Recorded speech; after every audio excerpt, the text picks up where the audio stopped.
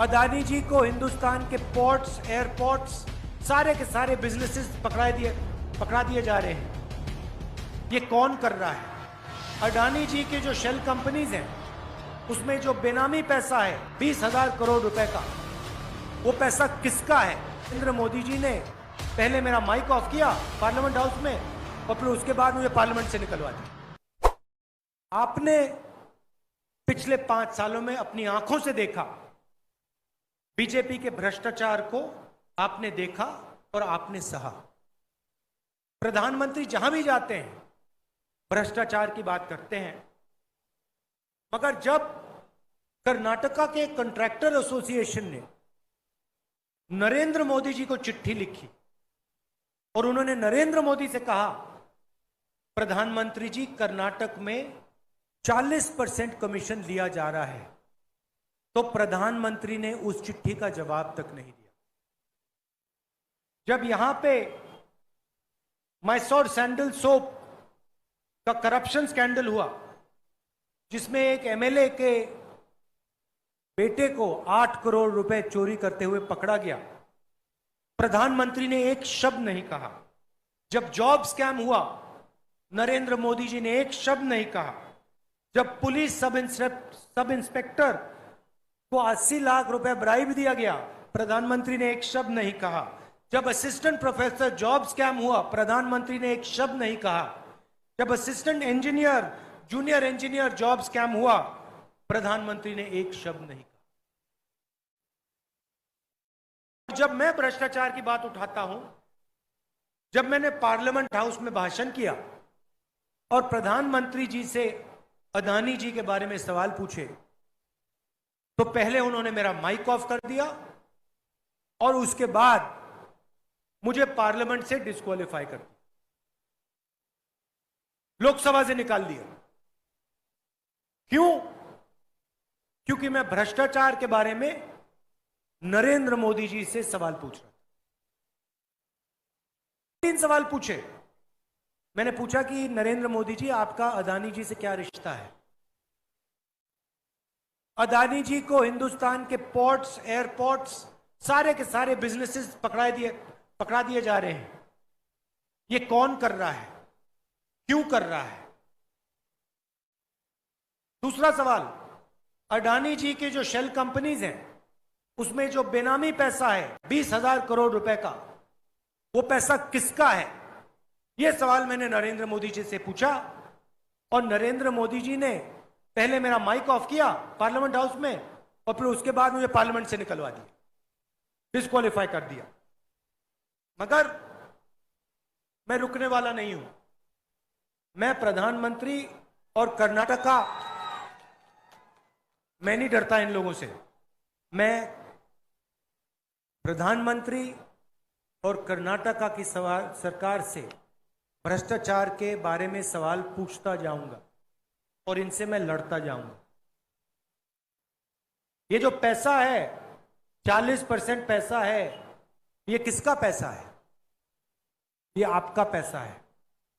इस पैसे को आपके शिक्षा के लिए, आपके अस्पतालों के लिए, आपके कॉलेजेस के लिए, आपकी यूनिवर्सिटी, स्कूलों के लिए लगाना चाहिए। ये आपका पैसा आपसे छीनकर, चोरी करके ले रहे हैं।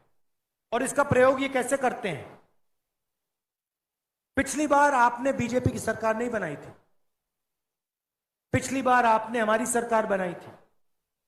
और ये याद रखिए, भ्रष्टाचार, चोरी के पैसे से बीजेपी के लोगों ने आपकी सरकार चोरी की और फिर उसके बाद 5 साल के लिए 40% कमीशन खाया है और ये फिर से कोशिश करेंगे।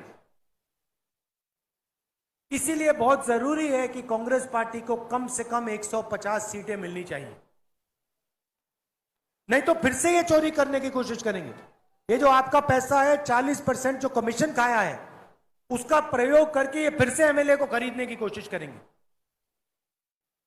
तो बीजेपी को 40 सीटों से ज्यादा नहीं मिलनी चाहिए। बीजेपी को 40 सीट से ज्यादा नहीं मिलनी चाहिए और कांग्रेस पार्टी को 150 सीटें से कम नहीं मिलनी चाहिए। अच्छा, नरेंद्र मोदी जी ने एक और सवाल उठाया। उन्होंने कहा कि मैंने ओबीसी का अपमान किया है। सबसे पहले, मैं किसी का अपमान कभी नहीं करता हूं, मगर दूसरा सवाल और बड़ा सवाल, अगर नरेंद्र मोदी जी ओबीसी की बात करते हैं तो फिर सचमुच में हम ओबीसी की बात क्यों ना करें? और ओबीसी वर्ग के सामने दो तीन बड़े मुद्दे हैं, देश के मुद्दे हैं, उनके बारे में आपको थोड़ा सा बताना चाहता हूं। अगर हम चाहते हैं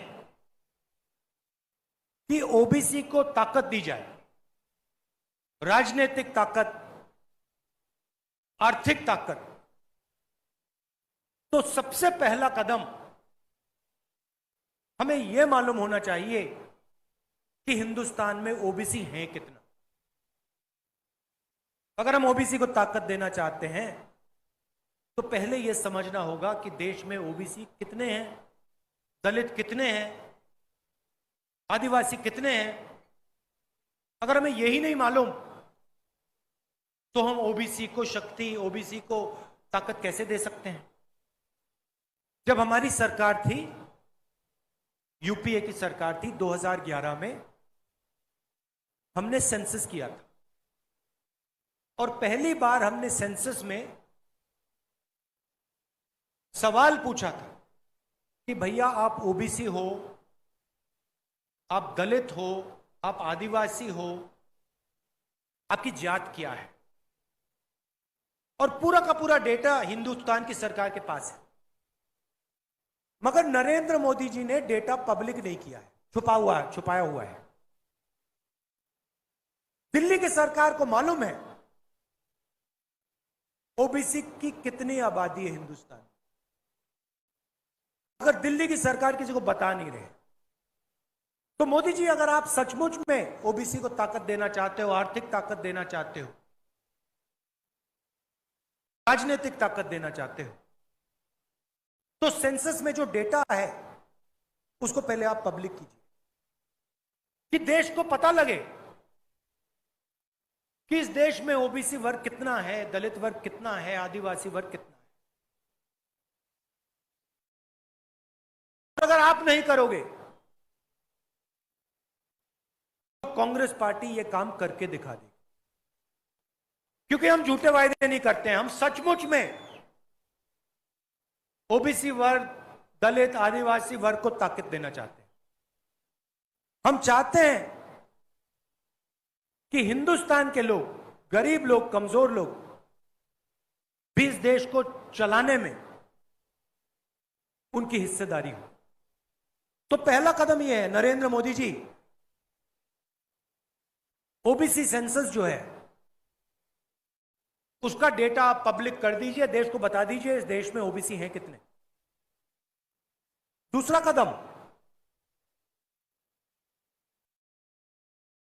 ये जो रिजर्वेशन पे 50% का कैप लगा रखा है कि देश में 50% से ज्यादा रिजर्वेशन नहीं मिल सकता, इसको आप हटाइए। दूसरा कदम, सचमुच में आप ओबीसी की बात करते हो, सचमुच में आप शक्ति देना चाहते हो, तो ये जो 50% का रिजर्वेशन का कैप है इसको परे करिए। तीसरी बात, जो दलित हैं, आदिवासी हैं, उनकी जितनी आबादी है उतना रिजर्वेशन उनको दीजिए। मैं जानता हूं कि ये नरेंद्र मोदी ये काम कभी नहीं करेंगे, क्योंकि नरेंद्र मोदी जी ओबीसी से वोट ले लेते हैं मगर ओबीसी को शक्ति, ताकत कभी नहीं देते। हमने मनरेगा दिया, हमने भोजन का अधिकार दिया, हमने गरीबों के लिए काम किया है। और गरीबों के लिए अगला बड़ा कदम, ओबीसी वर्ग जो है उसको राजनीतिक शक्ति, ताकत सिर्फ शब्द नहीं, खोखले शब्द नहीं जो नरेंद्र मोदी दे रहे हैं, मगर राजनीतिक ताकत और आर्थिक ताकत देनी है। आप 10 साल 9 साल हो गए, नरेंद्र मोदी जी ने ओबीसी से वोट लिया। आप मुझे बताओ नरेंद्र मोदी जी ने ओबीसी के लिए किया क्या? दिल्ली की सरकार को आप देखिए, सरकार को सेक्रेटरी चलाते हैं। दिल्ली की सरकार, हिंदुस्तान की सरकार को की रीढ़ की हड्डी सेक्रेटरी होते हैं। दिल्ली की सरकार में 7% सेक्रेटरीज ओबीसी, दलित और आदिवासी वर्ग के हैं, और वो भी छोटे छोटे काम करने में लगे हुए हैं। तो नरेंद्र मोदी जी, ओबीसी बात करनी है ना, तो फिर काम की बात करिए, खोखले शब्द मत दीजिए। ताकत देनी है, आर्थिक ताकत देनी है, राजनीतिक ताकत देनी है, तो सेंसस के डेटा को पब्लिक कीजिए, 50% कैप को हटाइए, और जो दलित और आदिवासी वर्ग है उनकी जितनी आबादी है उतना रिजर्वेशन उनको दीजिए। ये पहले कदम है। अगर आप ये नहीं कर सकते हो, परे हट जाइए, हम कर देंगे। और ये मत सोचिए कि हम आप पे दबाव नहीं डालेंगे। पहले हम विपक्ष में जरूर हैं, मगर पहले पूरा का पूरा दबाव हम आप पे डालेंगे। ओबीसी सेंसस को रिलीज कराएंगे, 50% के कैप को हटवाएंगे, और दलित और आदिवासियों को जितनी उनकी आबादी है उतना रिजर्वेशन दिलवाएंगे। आप सब यहां आए, इसके लिए मैं आपको दिल से धन्यवाद करना चाहता हूं। हमारे कैंडिडेट हैं राजशेखर पाटिल जी, इनको भारी बहुमत से जिताइए और कांग्रेस पार्टी को कम से कम 150 सीटें दिलवाइए। बहुत बहुत धन्यवाद। नमस्कार। जय हिंद।